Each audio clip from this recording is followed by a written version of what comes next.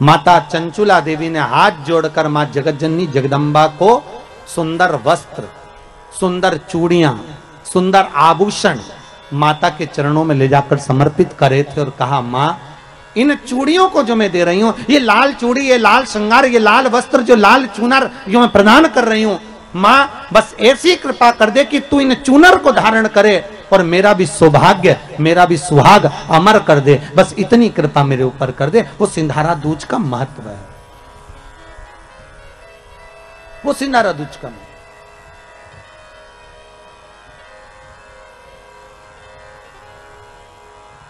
आज भारत की भूमि की सभी माताओं को सिंधारा दूज का बहुत बहुत बधाई। माता पार्वती, गणगौर महारानी, ब्रह्मचारिणी महारानी, मां जगतजननी आपके सुहाग को अखंड सौभाग्यवती बनाए, यही भगवान से प्रार्थना। महापुराण की कथा दिखा देती है कि घर में रहने वाली धर्म पत्नी अपने पति को बल देती है, 1 इंच जगह ना ले ली ना तुम्हारे भाई ने, चिंता मत करो। और एक पत्नी वो होती है, अगर पार्वती जी चाहती तो कह देती कि पूरा अमृत तुम पियो, मचा दो तांडव।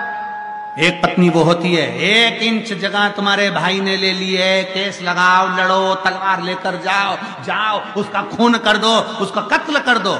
और एक पत्नी वो होती है, 1 इंच ले ली ना, जाने दो।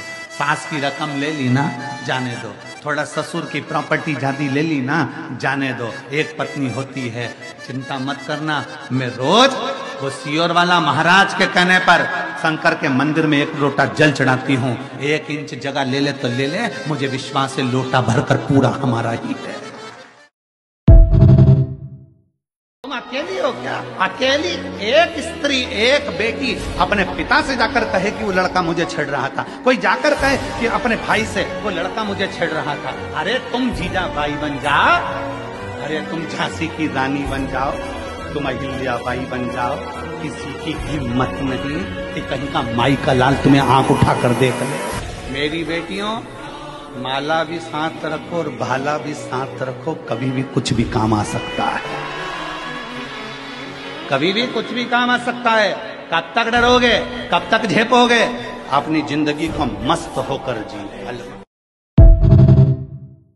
एक किसान का बैल एक सूखे कुएं के अंदर गिर जाता है। किसान को लगता है कि ये सब बैल बूढ़ा हो गया है, इसको निकालूंगा, पैसा भी बहुत खर्च होगा, इसको निकालू तो निकालू कैसे? किसान ने विचार कर लिया कि एक काम करता हूँ, इस बैल को इसी में दफना दे। गांव के लोगों से कहा कि तुम्हारे घर में जितना कचरा हो, जो भी कूड़ा हो, पर इस कुएं में डालते जाओ, ये बैल अंदर के अंदर दब जाएगा, मर जाएगा। काम तो अब कुछ है नहीं, कचरा ला ला कर गाँव के लोग डालने लगे।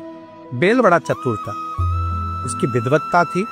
जैसे ही लोग कचरा फेंकते थे, वो 2 पांव से ऊपर चढ़ जाता, फिर लोग कचरा फेंकते थे, वो फिर 2 पांव से ऊपर चढ़ जाता था। ऐसे निरंतर वो चढ़ता रहा और चढ़ते चढ़ते एक दिन वो कुआं भराता गया और वो चढ़ता चढ़ता बाहर निकल गया और चल दिया। अर्थात ये हमारी जिंदगी का एक ऐसी कथा है, जीवन की एक कथा ऐसी है कि दुनिया के लोग कचरा डालते रहेंगे, अपशब्द कहते रहेंगे, ताने देते रहेंगे, ना जाने कितने कितने इल्जाम दुनिया के लोग आप पर लगाते रहेंगे, पर आप उन सब पर कदम रखते रखते रखते रखते रखते रखते एक दिन मंजिल तक पहुंच ही जाओगे, आगे बढ़ ही जाओगे।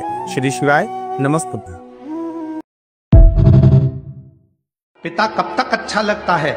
जब तक वो डांटे ना।